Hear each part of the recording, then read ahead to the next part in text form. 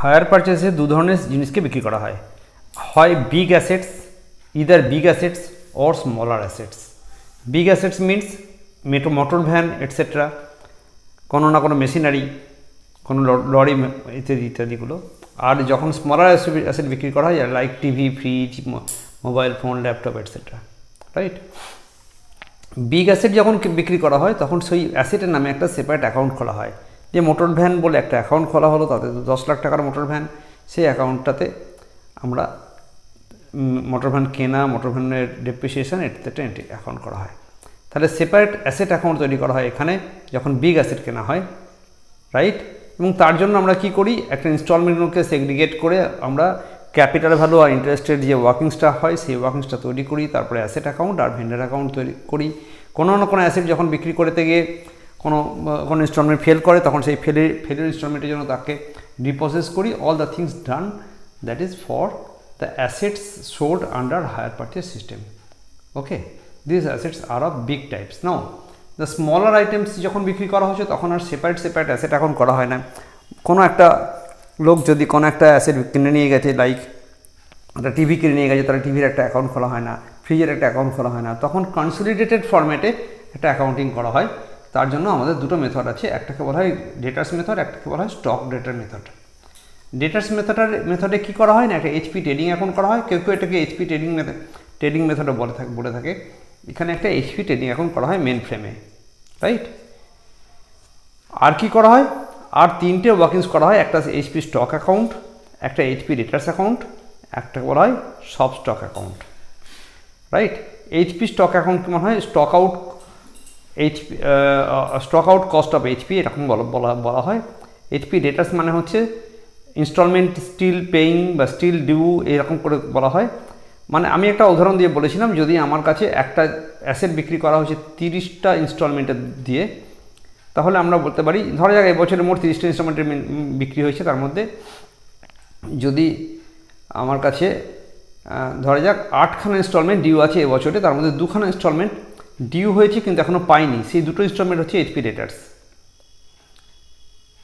তাহলে 30টার মধ্যে 8টা ডিউ এর গল্প করলাম, রাইট। তাহলে বাকি 22টা যাবে এইচপি স্টকে।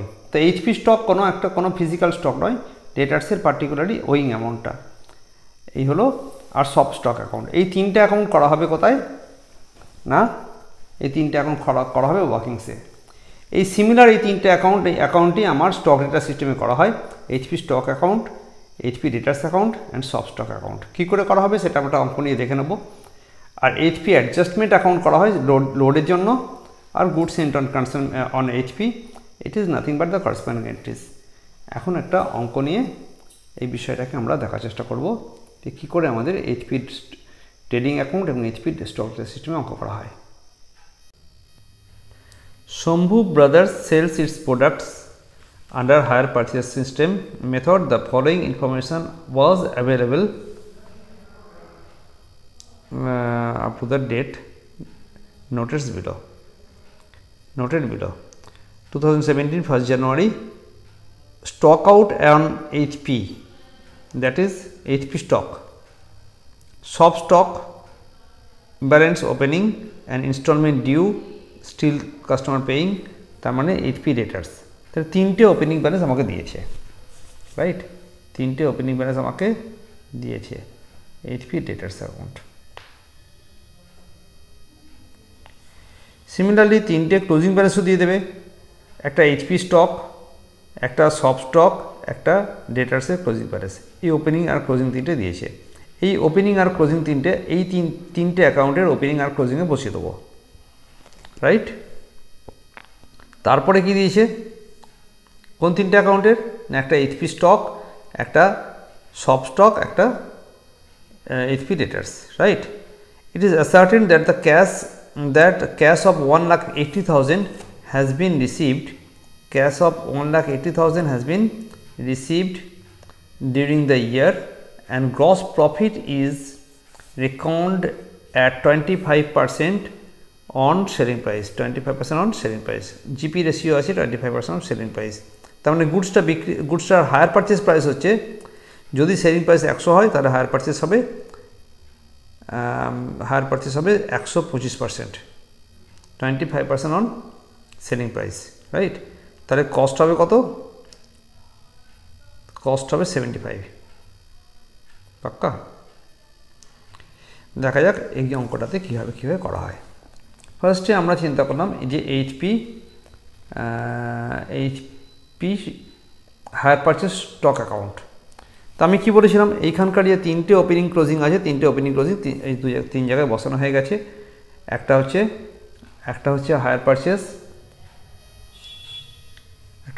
পারচেস, এইচপি স্টক অ্যাকাউন্টের opening balance and closing balance, right? HP ডেটার্সের opening balance and closing balance, আর সব স্টক অ্যাকাউন্টের opening balance and closing balance. এই 3টে বসিয়ে দিলাম। আর কি দিয়েছে? আর দিয়েছে 1,80,000 rupees cash receive from the debtors. তা ডেটার্সের রাইট সাইডে বাই ব্যাংক বলে ক্যাশ রিসিভ 1,80,000। আর কি দিয়েছে? 25% হচ্ছে তোমার 25% তোমার লোড, পাক্কা? 25% হচ্ছে লোড। তাহলে এইচপি স্টক অ্যাডজাস্টমেন্ট অ্যাকাউন্টটা হবে অনলি মেড ফর লোড। এটা হচ্ছে ফর লোড ছাড়া আর কিছু এখানে আসে না, রাইট? এইচপি স্টক অ্যাকাউন্টটা অলওয়েজ হায়ার পারচেস প্রাইসেই করা হবে, আর এই লোডটা এর উল্টো দিকে লেখা হবে। এই অ্যাকাউন্টে যে ব্যালেন্স বেরোবে তাকে আমরা প্রফিট বলবো, রাইট? তাহলে এখনও পর্যন্ত কতটুকু করেছি আমরা? এখনও পর্যন্ত আমরা করেছি যে 3টে ওপেনিং ব্যালেন্স ক্লোজিং ব্যালেন্স বসিয়েছি, আর এই ক্যাশ যে 1,80,000 টাকা পেয়েছিলাম সেটা আমরা ডেটার্সের ডান দিকে বসিয়ে দিয়েছি। তাই ডেটার্সের right side HP debtors account, you can find it here that HP debtors অ্যাকাউন্টের রাইট সাইডে 1,80,000 টাকা দেখানো আছে। তাহলে ক্লোজিং ব্যালেন্স অ্যান্ড ব্যাংক কালেকশনটা রাইট সাইডে আছে, যোগ করে পেলাম 1,91,000 থেকে আমি ব্যালেন্স বার করলাম, নিয়ে গিয়ে ব্যালেন্স করে ফার্স্ট ব্যালেন্স যেটা বার করলাম 1,84,500, এটা হচ্ছে ডেটার্সের ব্যালেন্স। এটাকে আমি নাম দিলাম ব্যালেন্স 1। এই ডেটার্স অ্যাকাউন্টে যে ব্যালেন্স হবে সেটাকে লেখা হবে এইচপি স্টক অ্যাকাউন্ট। তাহলে এইচপি স্টক অ্যাকাউন্টে কত আছে? 1,84,500 টাকা যেটা ব্যালেন্স বেরোলো সেটা আমরা এইচপি স্টক অ্যাকাউন্টের রাইট সাইডে নিয়ে গিয়ে লিখে দিলাম। এইচপি স্টক অ্যাকাউন্টের রাইট সাইডে নিয়ে গিয়ে আমরা 1,84,500 টাকা লিখে দিলাম, রাইট? তখন আমরা বললাম এইচপি ডেটার্স অ্যাকাউন্টটা করা হয়ে গেছে। এইচপি স্টক অ্যাকাউন্টের রাইট সাইডে যখন এটা লিখলাম তখন এটা থেকে আমি আবার ব্যালেন্স বার করলাম। এই ব্যালেন্স বেরোলো কত? 1,97,500। ওপেনিং ব্যালেন্স তো দেওয়াই ছিল, এটা ব্যালেন্স বেরোলো। এই ব্যালেন্সটাকে আমি নাম দিয়েছি ব্যালেন্সিং ফিগার 2, মানে সেকেন্ড ব্যালেন্সিংটা এখানে করা হলো। এর নাম দেওয়া হলো to good sent on hire purchase, কিন্তু এটা হায়ার পারচেস প্রাইসে আছে। এই হায়ার পারচেস প্রাইসে যেটা আছে 1,97,500, এইটা নিয়ে আমরা আবার ট্রাভেল করতে রাখলাম, রাইট? এটা নিয়ে আমরা ট্রাভেল করতে রাখলাম। তার মধ্যে এইচপি অ্যাডজাস্টমেন্ট অ্যাকাউন্টে আমরা তার লোডটাকে রেখে গেলাম, রাইট? তাহলে নিয়ে বেরিয়েছিলাম 1,97,500। We have taken 1,97,500 and put the load matters on the right hand side of the HP adjustment account. এর ডান দিকে আমি লোডটাকে রেখে গেলাম। দ্যাট ইজ 1,97,500 উপরে 25% এখানে রেখে গেলাম। আচ্ছা, 25% যদি এখানে চলে যায় তাহলে বাকি কত পড়ে থাকবে? 75%। 75% আমার সব স্টক অ্যাকাউন্টের রাইট সাইডে আসবে। সব স্টক অ্যাকাউন্টের রাইট সাইডে বাকি 75%, মানে 1,48,125 এসে গেছে। এখন সব স্টক অ্যাকাউন্টের ব্যালেন্সটা যদি বার করতে পারি, আমি সব স্টক অ্যাকাউন্টের ব্যালেন্স আমরা বার করলাম। ব্যালেন্সটাকে এখানে এই দিকে লিখে এই ব্যালেন্সটা বার করলাম। এই ব্যালেন্সটা যেটা বার করলাম তাকে বলা হলো পারচেস, 1,52,625 টাকা। This is my balancing figure 3, right? It is my purchase. সব স্টক অ্যাকাউন্টে থাকেটা কি সেটা একটু বলে দিই। আমার শপের যে একটা দোকান, সেই দোকানের যে গোডাউন, তাতে কত টাকার গুডস থাকে ফিজিক্যালি আর কত টাকার গুডস চলে যায় সেটা দিয়ে সব স্টক অ্যাকাউন্ট। আর কিছুই না, এই টাকাটা ছিল, এই টাকাটা পারচেস করেছি, এই টাকাটা আমাদের গুড সেন্ট হয়ে গেছে, বাকি টাকাটা ব্যালেন্স পড়ে আছে। একে বলে সব stock account. HP debtors account তো জানি আমরা, যে ইনস্টলমেন্টটা ডিউ হয়েছে কিন্তু এখনও পাওয়া যায়নি তাকে বলা হবে এইচপি ডেটার্স, রাইট? তাহলে এখনও পর্যন্ত আমরা এইচপি ডেটার্সটা করে ফেলেছিলাম, এটা করা হয়ে গেছে। এই অ্যাকাউন্টটাও আমাদের ডান। এখন এইচপি অ্যাডজাস্টমেন্ট অ্যাকাউন্টে কী থাকে? সিম্পলি এইচপি অ্যাডজাস্টমেন্ট অ্যাকাউন্টের লেফট সাইডে যে আইটেমগুলো থাকবে তার লোডগুলোকে রাইট সাইডে লিখবো, আর কিছুই না। তা 90,000 উপরে লোড যেটা আছে, 90,000 উপরে যে লোডটা আছে সেই লোডটা আমরা এই রাইট সাইডে লিখলাম, রাইট। এর লোডটাকে আমরা নিয়ে এসে রাইট সাইডে লিখলাম। এর লোডটা তো অলরেডি আমাদের বসানোই আছে, আগে থেকেই বসিয়ে দিয়েছি আমরা। এখন এই যে ক্লোজিং স্টক ছিল না, ক্লোজিং কত ছিল? 1,103,000, 1,03,000 টাকা। ওর লোডটাকে নিয়ে এসে এর লেফট সাইডে লিখলাম। তাহলে অনলি লোডটা রিভার্স সাইডে লেখার জন্য আমার কাছে হায়ার পারচেস অ্যাডজাস্টমেন্ট অ্যাকাউন্টটা রয়েছে। এনি ডিফারেন্স যেটা বেরোলো balance figure number 3, that is my profit. Left সাইডের প্রফিট, রাইট সাইডের লস, ব্যাস প্রফিট লস বেরিয়ে গেল। তো অঙ্কের অল দ্য পোর্শনস হয়ে গেল।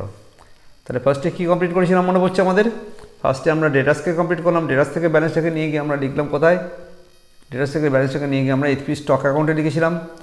এইচপি স্টক অ্যাকাউন্ট থেকে ব্যালেন্সটাকে বার করে আমরা নিয়ে এসে কিছুটা অ্যাডজাস্টমেন্টে রেখেছিলাম আর কিছুটা আমরা সব স্টক অ্যাকাউন্টে রেখেছিলাম। এখানকার যে ব্যালেন্স বেরোলো তাকে পারচেস বললাম, বলে এটাকে কমপ্লিট করলাম।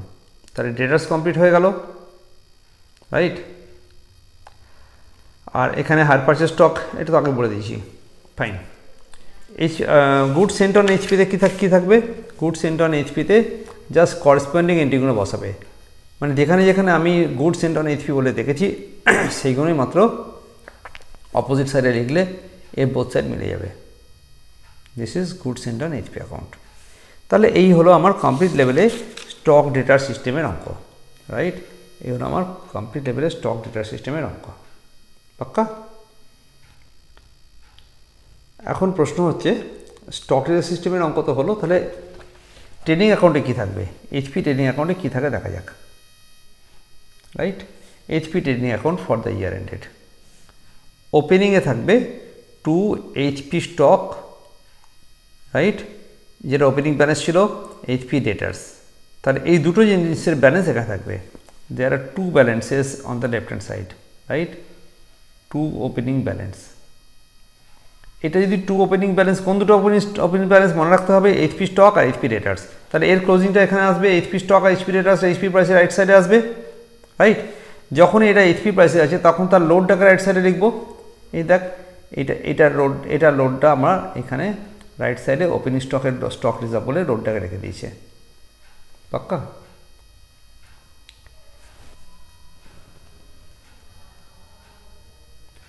এবার কি হলো? এবার আমার কাছে কত টাকার ক্যাশ কালেকশন সে তো অঙ্কতে দেওয়া আছে। 1,80,000 ক্যাশ কালেকশন রাইট সাইডে লিখলাম, পাক্কা?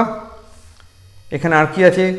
Good sent on hire purchase লোডে 1,97,000। এটা কিন্তু আমরা এমনি পাইনি, এটা ওয়ার্কিংস থেকে পেয়েছি। ওয়ার্কিংসে কোন অ্যাকাউন্ট থেকে পেয়েছি? না, ওয়ার্কিংসে আমরা এটা ওই hire purchase stock account, HP stock account থেকে পেয়েছি। দেখতে একবার, এটা একটা পার্ট অফ ওয়ার্কিংস, যেখানে এইচপি স্টক অ্যাকাউন্টে আমরা এইচপি স্টক অ্যাকাউন্টে ব্যালেন্স বুক করে বার করেছিলাম যেটা, সেটা। তাহলে এই ফিগারটা আমরা HP workings, HP stock account থেকে আমরা এটা পেয়েছি। কোন ওয়ার্কিংসটা? এইচপি স্টক অ্যাকাউন্ট করে এটা বার করেছি, তো এটা বসিয়ে দিয়েছি, রাইট। ক্লোজিং স্টক কত ছিল? এইচপিতে ক্লোজিং স্টক তো দিয়ে দিয়েছে, তার লোডটা এইচপির ক্লোজিং স্টকের লোডটাকে আমরা এখানে লিখব, পাক্কা? এই গুড সেন্টের লোডটা এদিকে লিখব। তাহলে কী কী লিখলাম? ওপেনিং স্টকে দুটো লিখলাম আর ক্লোজিং স্টকে দুটো লিখলাম, আর লোডগুলোকে উল্টো উল্টো দিকে লিখলাম। যেমন ক্লোজিং স্টকের লোডটা লেফট সাইডে লিখলাম, ওপেনিং স্টকের লোডটা বাঁ দিকে ছিল, তার লোডটাকে ডান দিকে লিখলাম। গুড সেন্ট লেফট সাইডে ছিল, তার লোডটা রাইট সাইডে লিখলাম। এবার শুধুমাত্র এর ব্যালেন্স বার করবো, যে ব্যালেন্সটা বেরোবে সেই ব্যালেন্সটা হচ্ছে লাভ, রাইট। তো এখানে লাভ দেখলাম 1,46,125। আর আমরা ওই মেথডে যখন করেছিলাম আগের মেথডে, সেখানেও আমরা এইচপি স্টক অ্যাডজাস্টমেন্ট অ্যাকাউন্ট থেকে লোড এই লাভটা একই পেয়েছিলাম, 46,125। তাই দুটো মেথডের মধ্যে যে কোনো একটা মেথড পরীক্ষাতে দেবে এবং সেটা করতে হবে। শুধু এইচপি ট্রেডিং অ্যাকাউন্ট করতে গেলেও আমাকে এইচপি স্টক অ্যাকাউন্ট আর এইচপি ডেটার্স অ্যাকাউন্ট আর সব স্টক অ্যাকাউন্ট এই তিনটে করে তবে কাজটা করতে হবে। কারণ এই ব্যালেন্সগুলো টেনে টেনে নিয়ে গিয়ে ওই ফিগারগুলো বার করে নিয়ে এখানে বসাতে হয়, right? So this is HP trading method and as well as HP stock data system কমপ্লিটটা এখানে দেখানো হচ্ছে। ঠিক আছে, ওকে।